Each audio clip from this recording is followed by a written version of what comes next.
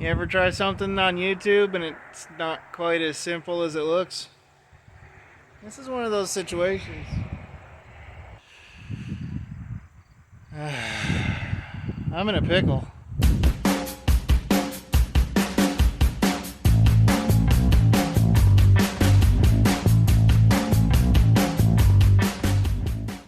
The tub goes up, the tub goes down, the tub goes up, the tub goes down. This thing cannot decide where it wants to be, or maybe I can't decide where I want it to be. I had to flip it up again. So the Raptor is all done except for a couple pieces, the windshield, the hood cowl, a fender, and then half of another fender. Everything else is done. I'm about ready to start putting it on. There are a few things I want to put on the bottom side of the tub before I put it on the vehicle. And before I show you one of them, let me get to the very first one I grabbed and realized a mistake I made. So we're going to zoom in close here for this. This is what they're supposed to look like. Right here. You see that? Looks like a screw. This is what they do look like. I was trying to mount the parking brake assembly and suddenly realized that I forgot to tape those two bolts. Whoops. That's no good. The other thing I want to do while it's up on its side is install that heat shield I was telling you about for the transmission well, and this is it. It comes in a roll, nicely rolled up. It's got aluminum, I believe, on the outside, and then this whatever this cloth material is, I don't know, but it's similar to the stuff that comes from the factory around like the exhaust and around well, there were a few spots, really. You don't have to deal with the cracked screen anymore or my horrible filming. My filming's still not going to be great, but at least I can tell where I'm pointing now. So I have riveted both this and that sheet of heat shield in now. So that protects where the muffler sits and protects where the transmission pan is as well. But I wanted to show you something else before I flip this down and haul it out to the TJ, because I did get that on. Basically, I just threaded the nuts onto those bolts and then threaded them back off, and that cleaned up the threads pretty well. But I got that on. That is the actual assembly where the parking brake cable, let's get a little closer. The parking brake cable comes through this hole here, and then it comes back, mounts into here, and then right about here it joins a splitter, and the splitter goes back to these two holes. You'll have two cables going to your two rear wheels. Obviously those are still attached to my rear axle, so I can't show you those today, but I am going to show you the parts that I left up top. This will be the easiest way to show you how to fix or adjust your parking brake. So this is the cable that goes up to the handle you have inside your vehicle. This is on a Jeep TJ. Basically, this would go in from the top side, not the bottom, so it would actually drop into here. But it goes through like so, mounts to the parking brake handle, and then this piece right here slides right through that hole right there. And it clips in, and you can see the little clips that just kind of auto clip. So it'll sit kind of like this when it's done, and it'll be bolted in there. There are 1, 2, 3 bolts that bolt right into this thing. You can kind of see it's not holes right now, but in the same thing, 1 on the front here by my thumb, and then 2 on the other end. That goes back to this assembly right here, and this actually slides right over the nub on the end of this parking brake cable. So let me put that together quick and I'll show you what that looks like. So it's going to sit like this under your Jeep. Just like that. That is this piece that I just showed you, and this piece, the splitter. And then up here you've got 2 slots for those 2 that go to your rear axle as well, and a nut. And this nut is a great way to quick adjust your parking brake. If you're pulling up and you don't really have anything going on, you can reach under this nut, which will be right about here under your Jeep. Kind of right between the front of your rear tires. And that nut, you crank that down, it'll tighten the cables up a little bit. So, simple way. I did get new parts because mine were so rusty I was not able to salvage them. But for the immediate future, new cables, new attachments. I'm happy about that. For now, I've got to flip this tub down and get it outside because it is time to finish spraying. All of my plastic's coming down all around me. Every time I come down here, I have to stick it back up to the ceiling. So, I've got to get this spraying done. I've only got a few pieces left. Let's get this tub out of the way. Do you remember the episode about putting together the shop crane? I told you then that I was going to have a trick for you for how to move the body, the tub of the Jeep. This is one I actually have to give credit to someone online. I don't remember who it was, but I saw it a while back. Someone that was working on their own. Yeah, like I said, the plastic's coming down around me, so sorry about that. Someone trying to move it around on their own figured this out. Boom. Let's lift it up off the ground. It's fairly decently balanced, so I can maneuver it myself a little bit. It's not super easy. It'd still be easier with two people. One person to maneuver the tub, and one person to maneuver the actual hoist would be much, much easier. But this is manageable.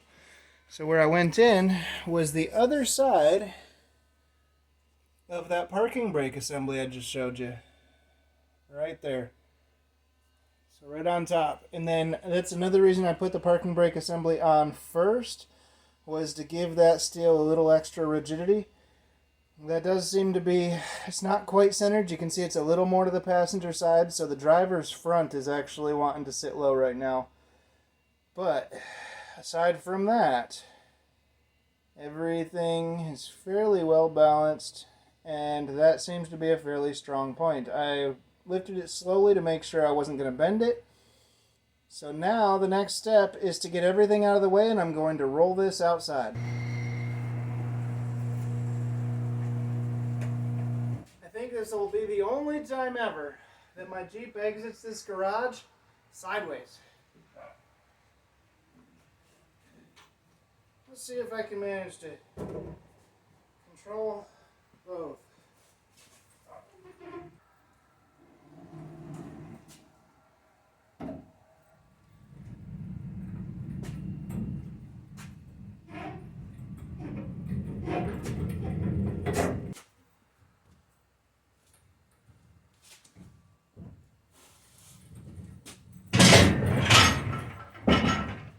Front wheels are out.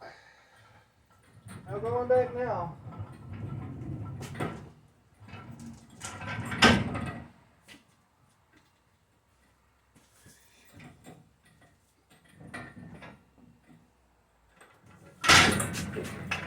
And it's out of the garage.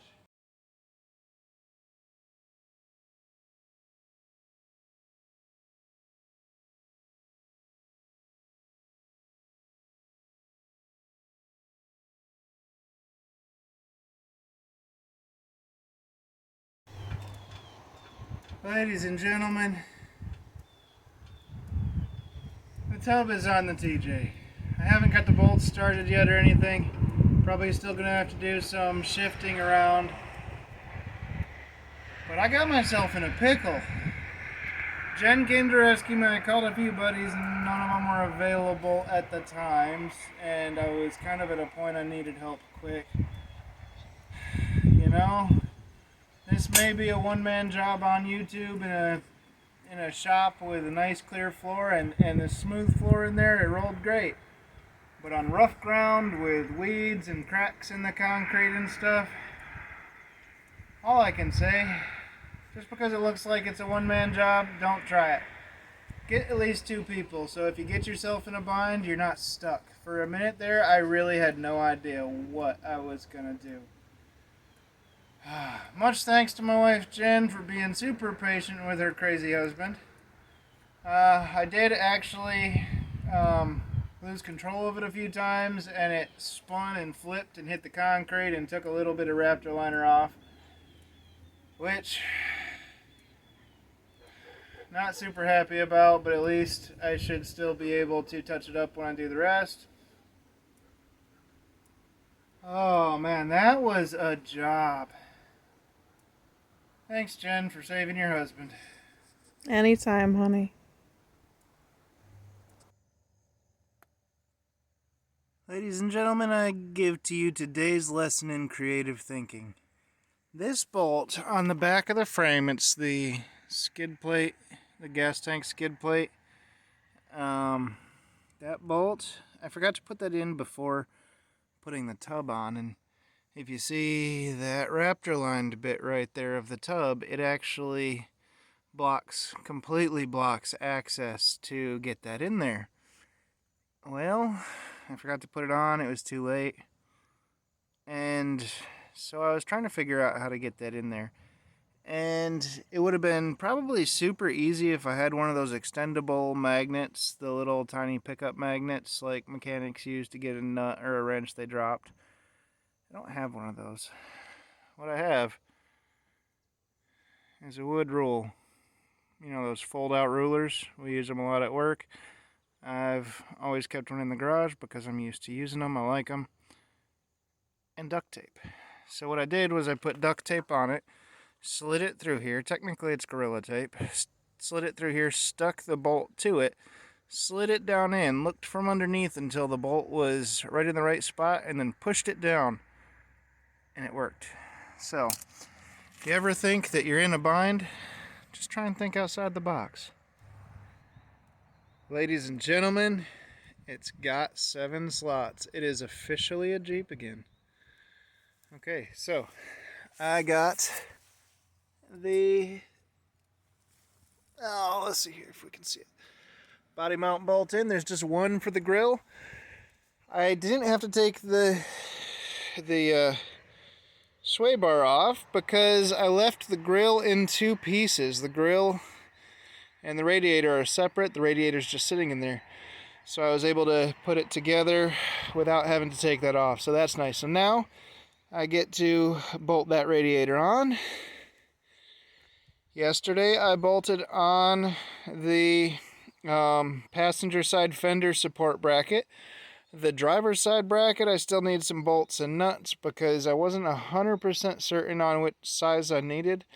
And so I grabbed a few just so I wouldn't buy a bunch that were wrong. They turned out right, so I'm going to grab some more and get the other one on.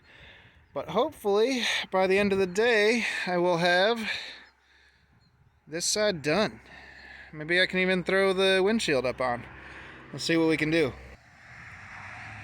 Ladies and gentlemen, pardon the traffic noise, but let's put this Jeep together. I'm going to set this down and grab a few bolts. I'm going to start with one on the front right up here and one right on the side here just to hold everything in place. Now what I've got here are brand new bolts for all of these mounting bolts. They come from jeepbolts.com, coming straight from Colorado.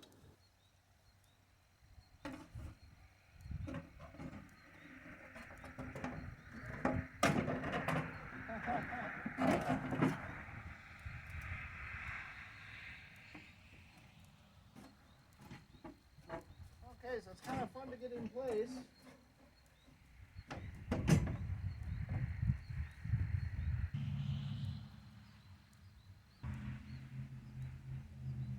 Now it's mounted front and rear. Everything's going to have to come together to line up, which is why I haven't tightened any body mount bolts yet. So basically we're going to get everything started, and then we can start to work on cranking everything down. Okay, so what I've got here, there are 4 bolts down here that mount to that fender mount bracket. There are 3 bolts right down here that go into the back of the grill, 3 up here that go into the side of the grill, and then the hard ones to find if you're actually taking it apart rather than putting it together is there are 4 just inside here. They're kind of hard to get to, but they mount into the tub. So those ones will be fun for you. Good luck. The bottom 1 or 2 are actually easier to get from the bottom, but once you've got like the battery tray and stuff removed, you can see them all from the top, which is actually really handy.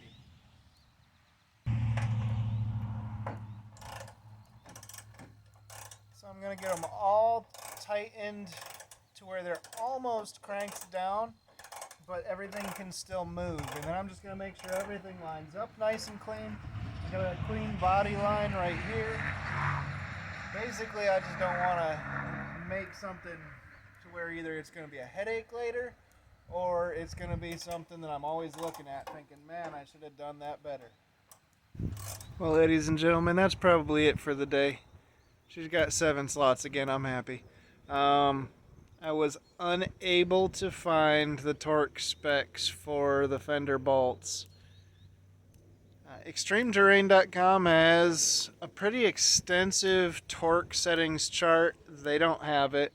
I haven't been able to find any more complete torque settings chart anywhere, and I was not able to in a short period find the torque specs for this.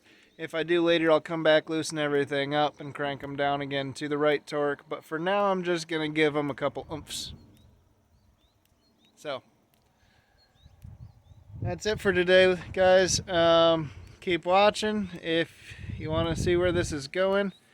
In the meantime, we are out here with a Raptor line to Jeep. I don't know how well the camera will pick this up, but thanks for watching, y'all. The Lord bless you and keep you.